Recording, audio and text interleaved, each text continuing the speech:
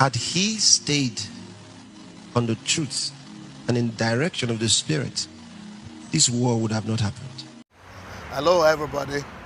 I'm just coming out of the police station here. It's one of the main police stations in Ukraine, in Kyiv, in the city of Kyiv. And last Tuesday, when we were here, last week Tuesday, they arrested 3 members of our church in a fraud allegation that is involving me in the church. To Sunday Adelaja, detailed biography. 1. Nigerian roots and education in the Soviet Union.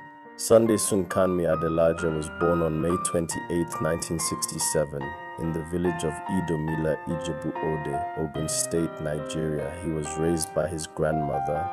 His early life was marked by financial hardship following a series of family setbacks. In March 1986, just before graduating from high school, he became Christian. Later that year, he received a scholarship to study abroad, initially having the option for a U.S. education but choosing to go to the Belarusian Soviet Socialist Republic, SSR. He earned a master's degree in journalism with distinction from the Belarusian State University in Minsk. After his education, Adelaja went to work as a broadcast journalist in Ukraine. Following a personal religious experience, he left secular journalism to become a pastor. In 1993, he and 7 others founded the Embassy of the Blessed Kingdom of God for All Nations in his apartment, which was officially founded in 1994 as the World of Faith Bible Church. The church experienced rapid growth, becoming an evangelical charismatic megachurch headquartered in Kyiv, Ukraine. By age 33, Adelaja had built what was reported to be the largest evangelical church in Europe, with a congregation reportedly consisting of 99% white Europeans. The church grew by providing basic social care, such as food and help with alcoholism, particularly in the post-Soviet environment, alongside its Pentecostal teachings. Adelaja's ministry focused on advancing the idea of the kingdom of God by raising a generation of history makers who would live for a cause larger than themselves and transform every sphere of society. The church implemented an economic empowerment program that was credited with helping raise over 200 millionaires in a short period. He gained international prominence, having been privileged to speak at significant global institutions, including the United Nations, the Israeli Parliament, the Japanese Parliament, and the United States Senate. Adelaja and his church became active players in Ukraine's political and social life. His movement was instrumental in the Ukrainian Orange Revolution of 2004, a series of protests against corruption and election fraud. A former mayor of Kyiv, Leonid Chernovetsky, was also a member of his church. November 2008, Dr. Adelaja faced significant scrutiny following his alleged involvement in the dealings of King's Capital, a financial group led by a member of his church. The company promised high returns up to 60% and drew many of its investors who eventually lost significant funds from the church congregation. Ukrainian authorities accused Adelaja of defrauding citizens of money, charging him in March 2009 with involvement in the King's Capital criminal case. Adelaja consistently denied any involvement in the company's business or management, claiming his role was only advisory and spiritual. He stated that the company failed due to the global financial crisis and its investment in real estate, not due to fraud on his part. Hello, everybody. I'm just coming out of the police station here. It's one of the main police stations in Ukraine, in Kyiv, in the city of Kyiv. And last Tuesday, when we were here, last week Tuesday, they arrested 3 members of our church in a fraud allegation that is involving me in the church. is this so ridiculous? Because I came to this country when I was 19 years old, and I've given my life to the Ukrainian people and to the cause of Christ in this land. Some King's Capital depositors publicly supported Adelaja, demanding the dropping of charges against him. The investigation proceeded, with a lawyer for the alleged victims stating in 2010 that Adelaja could be indicted for alleged fraud, forgery, and creating a criminal organization. He signed a pledge not to leave the country in March 2009. The 2022 Russian invasion of Ukraine brought a significant and disruptive change to Adelaja's life and ministry. Fleeing Ukraine, he fled his residence in Irpin near Kyiv alongside his wife, Abosede Adelaja, and 4 students after reportedly being warned he was on a target list. He stated that he lost a significant amount of material investment due to the war, amounting to what he described as 40 years of investment in Europe. He relocated to Western Europe, settling specifically in Brussels, Belgium, where he now continues his ministry through travel and digital platforms. Adelaja has expressed a plan and a vision to return to Africa in the future to contribute to the continent's development. Dr. Sunday Adelaja is married to Abosede Adelaja, and they have 3 children, Perez, Zoe, and Pearl. He is the author of over 300 books translated into multiple languages. While rising in Europe, Adelaja simultaneously launched an aggressive public and media-based criticism campaign against several major African Pentecostal leaders, most notably Nigerian megachurch pastors such as Pastor Enoch Adeboye, Bishop David Oyedepo, Pastor W.F. Kumuyi, Pastor Daniel Olukoya, and Pastor Chris Oyakhilome. The criticism, his primary target was the prosperity gospel and the sacred cows culture he felt dominated Nigerian Christianity. He accused them of materialism, promoting faulty doctrine, especially on tithing, and fostering a culture where leaders are immune to criticism, the touch not my anointed doctrine. The purpose. Adelaja framed his campaign as a necessary fight to rescue the integrity of the African church, claiming he risked his reputation for the sake of truth. The climax of Adelaja's controversy is intertwined shockingly with the 2022 Russian invasion of Ukraine. Why is it that I refuse to go to the church of that Enenche? Okay. I told him, you are not ready. Before I go to your church, I want you to listen to 200 of my messages. I will not go to your church, and your church needs to be ready and prepared. If I come, I will scatter the whole place, and I don't want to do it so that you people will not say I'm coming to destroy. He used to call me here every week. That Paul, he calls me here on my phone every week until I to remove it. Pray for me, man of God. He's a good man, but if he will not go through the process and the discipline of training himself, submitting himself to learn. But he cannot, because his allegiance is to Oyedepo. Yeah. He doesn't want to get him offended. He's, the same thing with many others like Samadeh, all of them. They want to say, okay, Pastor, we are learning from you. We want to learn. We want to do this. But they are afraid of what their daddies will say, because the culture is such that you have to be subservient. Let me talk about Pastor Adeboye. Pastor Adeboye, you gather your pastors and you told them that they are supposed to pray and fast. You all prayed and fast that God will remove us from the stage, myself and Daddy Freeze. What happened after your fasting? 40 days is over right now. Long time.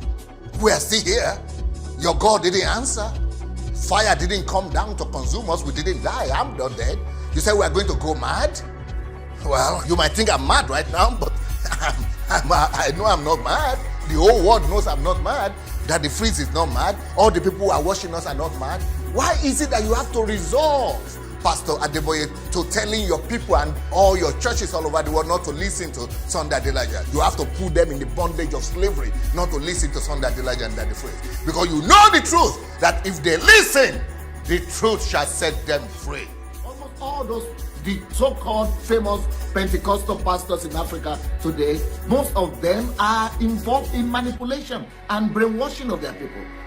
We are going to start again so that you will know what it is to be brainwashed and to have Stockholm Syndrome. Let's see it again. I'm going to be stopping it and explaining to you every step of the way. You can see it. Thank you.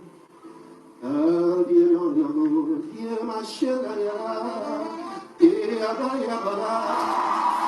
see that? Did you see it?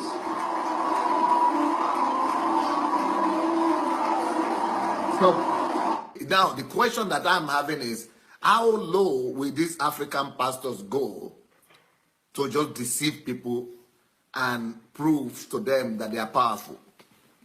How low will they go? These people keep on going lower and lower to prove the point that they are anointed. So when I say all these people are magicians and they are just, they are just brainwashed. They are just, they are not precious. These people are not men of God. They are just con artists on the pulpit that are just mesmerizing people's mind. And this is not only the only guy. Almost all the so-called famous Pentecostal pastors in Africa today, most of them are involved in manipulation and brainwashing of their people. In the aftermath of the invasion that forced Adelaja to flee his home and ministry, Pastor Chris Oyakilome of Christ Embassy publicly weighed in. He reportedly stated that the war in Ukraine was a consequence of divine judgment brought upon the land because Adelaja had publicly criticized him, Pastor Chris. Ukraine was one of the beautiful cities where God was doing amazing works for the gospel. And there was a minister of the gospel there that the Lord was using mightily. He was pastoring about the largest church in Europe. I'd spoken with him on the phone once, somewhere in 2001, around that period. But just in the last few years, I started hearing that he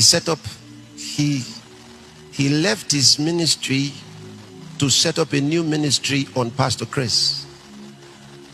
And all he could think about was every evil thing he could say about Pastor Chris. When I heard about it, I said, Lord, what's the matter with him? What is he doing? How could he leave aside this beautiful ministry that you gave him and send her on Pastor Chris? Incidentally, everything he was saying about Pastor Chris was a lie. I said, why would a man of God allow lies to be planted into his mouth? The Lord said, leave him alone. He has corrupted his way. And I became very concerned because I knew that spelled trouble. Because here is a whole nation that God put before him to stay focused. And he will lose his focus. Had he stayed on the truth and in direction of the Spirit, this war would have not happened. I was in my house and military bases around my house. We live just about 10 minutes away from the military bases. From 5 o'clock, from the very first bomb, we woke up. So my house and around us, everybody living around Kyiv, you were woken up by the blast and the explosions and the sounds that started the very same minute. They started 6 o'clock, in the morning on Wednesday. There's nobody who can forget that. If I had just been an ordinary person, I would have remained. I have to live for my wife because of the personality, because of my profile. But my whole life endeavor, my whole life achievement, my whole work, that everything that I've built all these years, building the largest church in the country. Not just members, I left all my members behind. The church building that is costing millions. Many church buildings. My own house that is also, all by clothes, everything. My wife, she didn't even take. Maybe we only took toothpaste and the few, she didn't. We couldn't take anything. You just leave your own life behind. No, it's worse than anything you could imagine, and you will not wish your enemy. Had he stayed on the truth and in direction of the Spirit, this war would have not happened. But he didn't know what God gave him. Interpretation. This interpretation that God destroyed a sovereign nation and displaced millions to avenge a pastor's criticism is highly strange, deeply controversial, and widely debatable even within Christian circles. Many commentators viewed it as an attempt to weaponize the touch, not my anointed slogan, by tying it to a major geopolitical conflict. Adelaja condemned the view, calling it a classic case of master manipulators using fear and spiritual intimidation to keep followers in line. Honestly speaking, I never thought of showing my face in this video.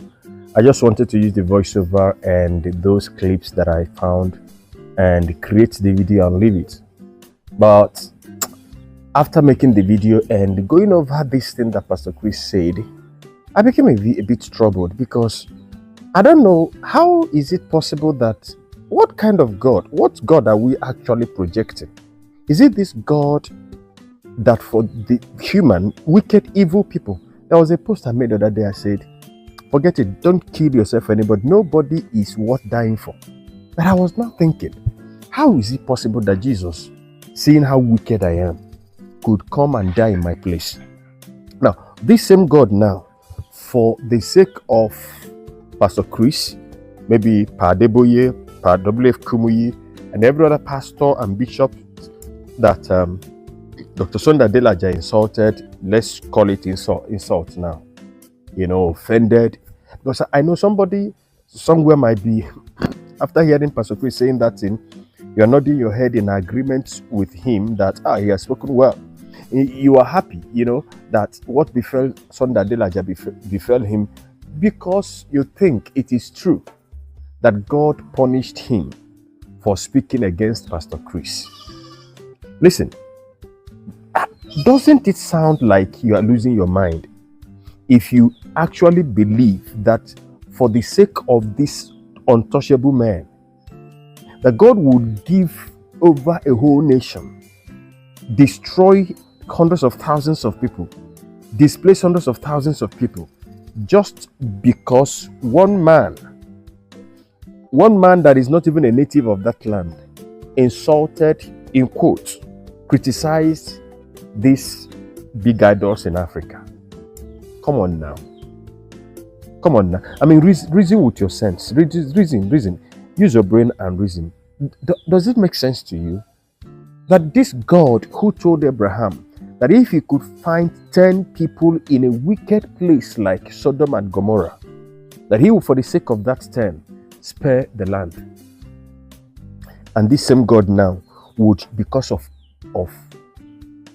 how many people did he even criticize? Are they up to 100? Even if they were up to a nation. Now, God, who is so benevolent, this gracious God, would, because of the pride, the ego, the personality, the profile of your pastors and prophets, because of that now would destroy a whole nation. Mind you, that as people were being killed in Ukraine, people were also being killed in Russia, just because of Pastor Chris. Just because Sunday Adelaja, told lies against Pastor Chris. God now removed his protection over the people and had to destroy them because somebody's ego was wounded. I don't know the God that he was referring to, but if you ask me, it is someone like you who probably believe or think that he is right. He was right saying that. It is for somebody like you, because that is how people are kept in check. Intimidation. And intimidation is a version of witchcraft. And this is what majority of the people who are up there use to keep their subjects subjected. And maybe, I don't know you, I don't know who you are now watching this video, you may be one of them. And you may also be wishing and thinking that the same thing allegedly that happened to Sunday Adelaja. Now, Sunday Adelaja is alive, and many people have died. Many people died and are still dying. Many people have been displaced, and the hope of their lives coming together again might not be there. Okay, just because Sunday Adelaja did what no man has done, or what no man would do. And so you are looking at it. Don't worry, your own time is coming. You too, your own time is coming. I mean, how can a preacher say this kind of a thing? A preacher so-called representing Christ. How is it that we are so full of ourselves that because of what we think about ourselves, we can just discredit God and lie against God, make God look barbaric? I can't understand that. I don't know how to put it together. I just want to tell you that it's a blatant lie. Let's even agree that yes, God is angry with Sunday. So God is now powerless to deal with Sunday directly. He will, because of Sunday, destroy the whole nation. It's not even mind you that Sunday is not even a native. He's a foreigner who came to a land, and then for the sake of that foreigner, an African in a European nation, now for his own sake, God would forget. God will become so hard-hearted. God will become so evil. God will become so devious. God will become so wicked at heart to forget that man, no matter what he may have done, has also preached, and some persons have been converted. I don't know how we see it. I don't know how you see it, but the simple thing I just want to tell you here is that it is not true. God does not act like that. Our God does not work like that. Our God is not vindictive. He's a merciful God.